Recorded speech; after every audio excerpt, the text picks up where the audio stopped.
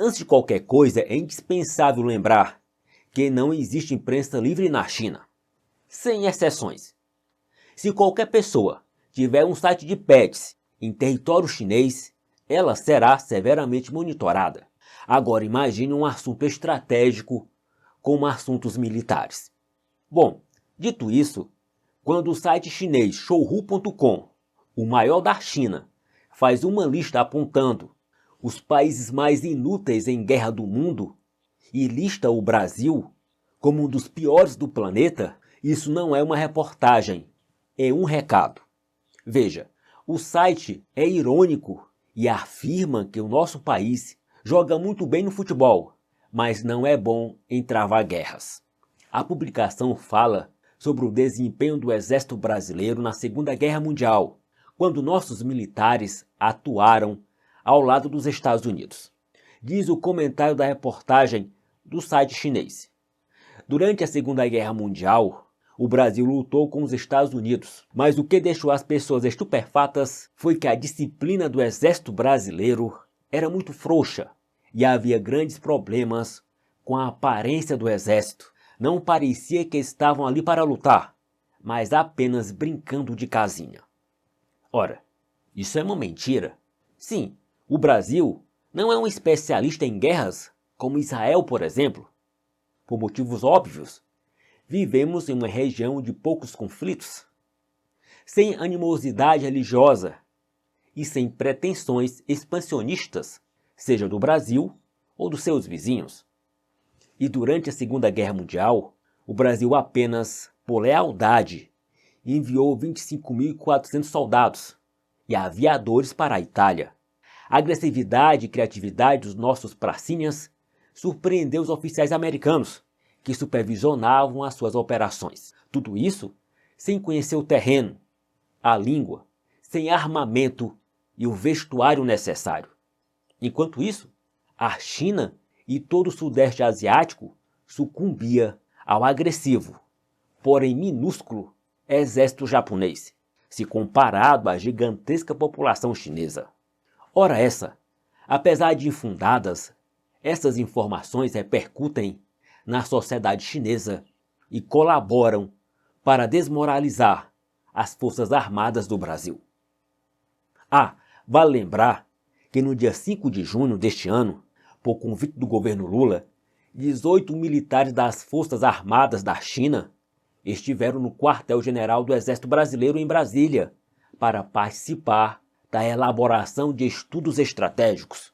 Quando a delegação chinesa desembarcou em território brasileiro, o general Soares, chefe do Estado-Maior do Exército, disse que a cooperação militar entre o Brasil e a China tem uma longa história e esta visita visava aprofundar ainda mais as relações. A passagem dos generais chineses pelo Brasil incluiu ainda uma visita ao Rio de Janeiro, onde os militares conheceram a Escola Superior de Guerra e o Forte de Copacabana. E curiosamente, 3 dias depois, o maior site chinês debochou das Forças Armadas do Brasil, dizendo: o Brasil é muito bom no futebol, mas é insignificante. Zero à esquerda em travar guerras. Veja, quem no mundo mostra seus pontos fracos e fortes de sua defesa?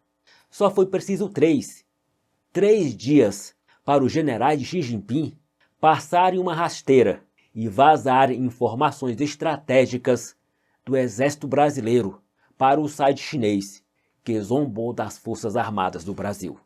Isso me fez lembrar imediatamente de um evento bíblico que culminou na invasão e destruição de Jerusalém pelo rei da Babilônia Nabucodonosor, no ano 586 a.C. Mas antes da invasão e destruição de Jerusalém, a Bíblia descreve em Isaías 38 e 39 o seguinte fato que antecedeu a invasão. Naqueles dias, Ezequias, diz a Bíblia, adoeceu de uma enfermidade mortal. E veio a ele o profeta Isaías, filho de Amós, e lhe disse: assim diz o Senhor, põe em ordem a tua casa, porque morrerás, e não viverás.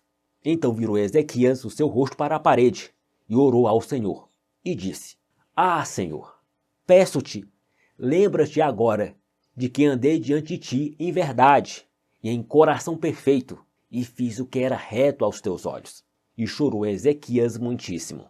Então veio a palavra do Senhor a Isaías, dizendo: Vai e diz a Ezequias: Assim diz o Senhor, o Deus de Davi teu pai: Ouvi a tua oração e vi as tuas lágrimas. Eis que acrescentarei aos teus dias 15 anos.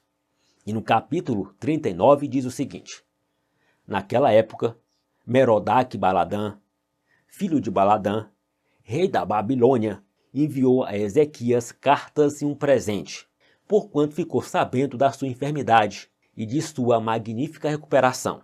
Ezequias alegrou-se com isso e mostrou aos mensageiros a sua casa do tesouro, a saber, a prata, o ouro, os perfumes, o óleo fino, as especiarias raras, bem como todo o seu arsenal, tudo o que se encontrava em seus tesouros.